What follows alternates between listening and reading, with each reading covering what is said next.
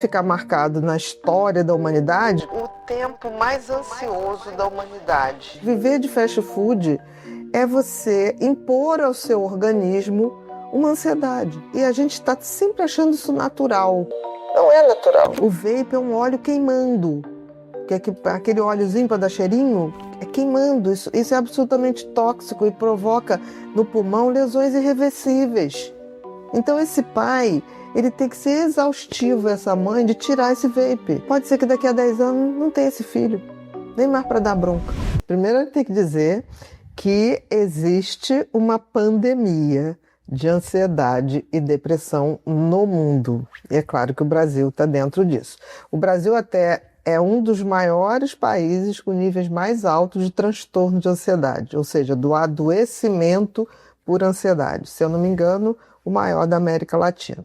Então, assim, e isso eu estou falando bem antes da pandemia de Covid, porque a gente ali em 2016 já tinha aproximadamente algo em torno de 18 milhões de pessoas adoecendo por ansiedade. E tínhamos uma média de 11 milhões por depressão. É por causa de geração, excesso de informação? O que aconteceu lá em 2016 que começou a mudar? Que a vida mudou muito e, por incrível que pareça, teve um momento, agora eu acho que a coisa começa a ser revista, que você acelerar o ritmo e fazer muita coisa era sinal de que você era uma pessoa bem-sucedida. Como se a pessoa estivesse carregando o mundo nas costas. Eu acho que isso era quase que você tinha vergonha de dizer que não estava fazendo muita coisa. Então eu acho que o nosso tempo vai ficar marcado na história da humanidade, porque uma hora a gente vira história, como o tempo mais ansioso da humanidade. E não é à toa que o excesso de ansiedade causa adoecimento. Por exemplo, o índice de depressão sobe quando sobe a ansiedade, porque vai acumulando, chega uma hora que o cérebro não aguenta. Porque a gente tem que entender que a ansiedade corresponde a um funcionamento cerebral que você não vive o aqui e agora. Você está sempre projetando para o futuro, mas projetando para o futuro de forma negativa. Toda ansiedade traz pensamentos negativos. Não tem como.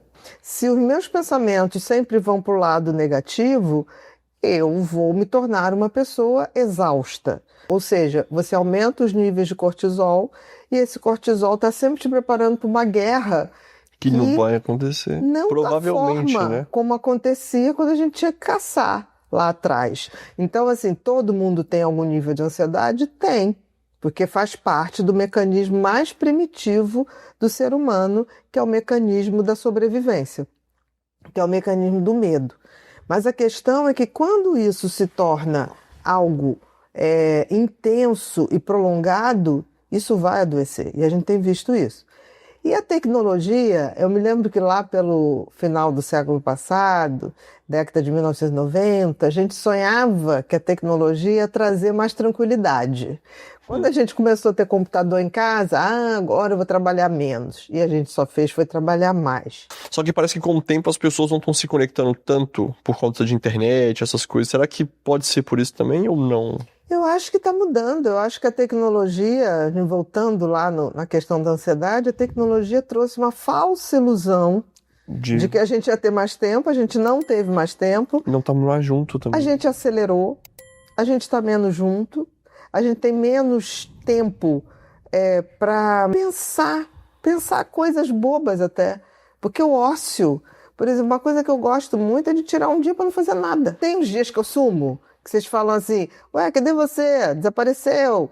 Tem uns dias que eu me recolho e vou te dizer, eu saio deles sempre com alguma ideia nova. A tecnologia, acho que acelerou a gente. Não é à toa que a gente fala, gente, já estamos não sei o que, o ano acabou. É porque a gente está fazendo muito mais coisa, eu acho. Mas estamos fazendo muito mais coisas com menos profundidade.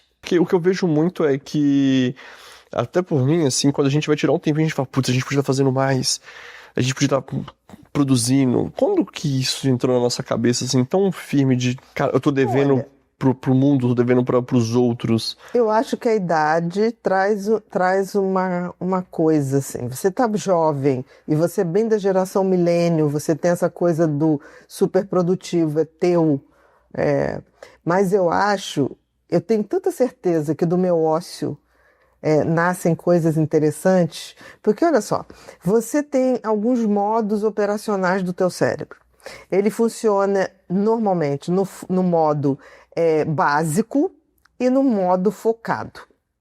O modo básico é aquele modo que a gente vai um pouquinho para dentro e se a gente estiver equilibrado, você não fica com aqueles pensamentos horrorosos. O ansioso não tem. É difícil para o ansioso tirar esse ócio criativo, porque ele fica pensando, devia fazer isso, devia fazer aquilo, não, amanhã, não sei o quê. Então pode ser que o fato da pessoa não ter o ócio criativo... Já é um sinal de ansiedade.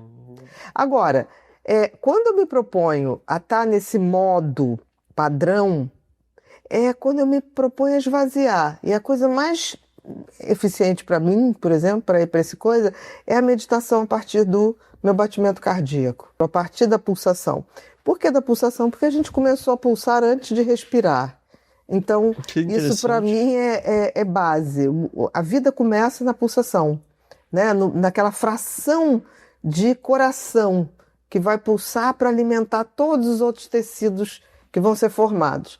Então, isso me agrada, no sentido de me focar onde a vida iniciou e sentir ela pulsando em mim. Porque eu sei que o cérebro ele precisa ser, tá? Ser, que é esse movimento para dentro, essa hora que eu limpo os pensamentos e eu encontro ali quem eu sou. Eu sou essa coisa que pulsa.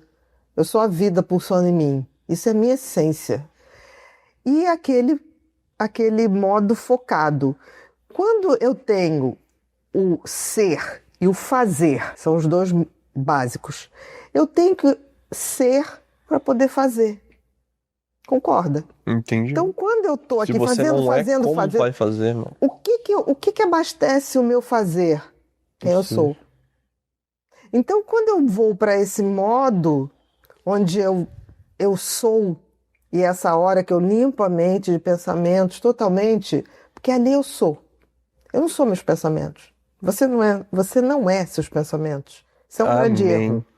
Você é a consciência que observa esses pensamentos e julga esses pensamentos. Eu falo assim, opa. E você fala assim, nossa, quanto pensamento horroroso. E esse pensamento horroroso, ele vem também pode ser um toque ou ele é mais do ansioso, assim? Ou é uma coisa normal que todo mundo tem? Mas você acabou de falar variante da ansiedade.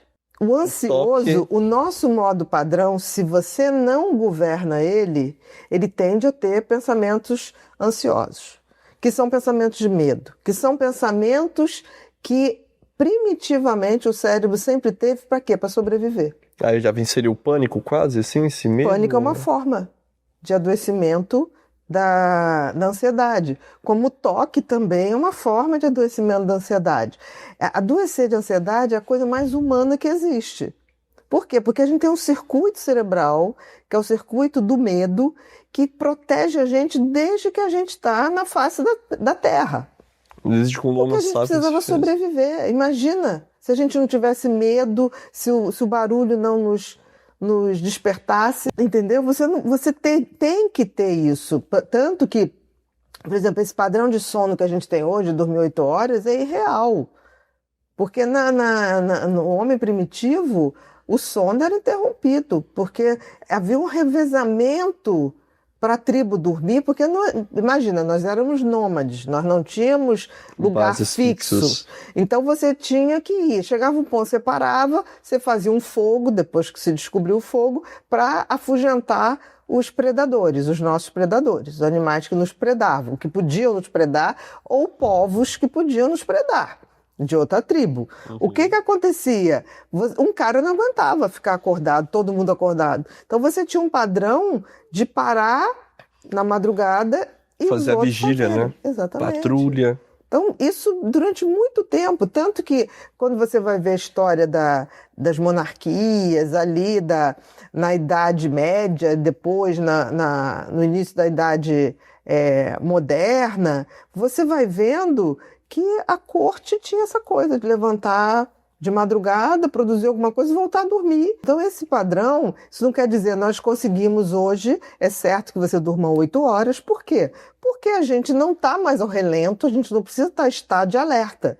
Então, ter um sono mais prolongado de qualidade foi uma evolução para a gente, que a espécie conquistou e que a gente às vezes joga fora, mas não devia jogar, porque o sono, dormir bem é pré-requisito para diminuir a ansiedade. Porque a gente achava que sono era perda de tempo. Isso é uma besteira. O sono é a hora que o cérebro faz faxina, se limpa. É a hora que você faz isso, limpa. Tira o excesso de informação. Numa sociedade como a nossa... Nossa, que é repleta de informação. Então, você precisa dormir bem. a gente é repleta de informação, chega de noite, a gente não tem um tempo pra limpar essas informações. Então a gente dorme mal, ou seja, faz uma faxina ruim, chega no outro dia, joga mais informação. É impossível não desse. Carrega o sistema, não tem como. Esse sistema vai pifar. Isso vem acontecendo e a gente está sempre achando isso natural. Não é natural. Existem muitos fatores que contribuem para a gente estar assim. E uma das coisas, você falou aí de velocidade, assim que surgiu aquela função do WhatsApp de acelerar os recados, eu falei, meu Deus, Vezes duas. agora o negócio vai desandar. Então, assim, eu procuro escutar na velocidade, mas eu vejo gente que escuta na 2. Só de ouvir, eu falo, você está entendendo? E isso...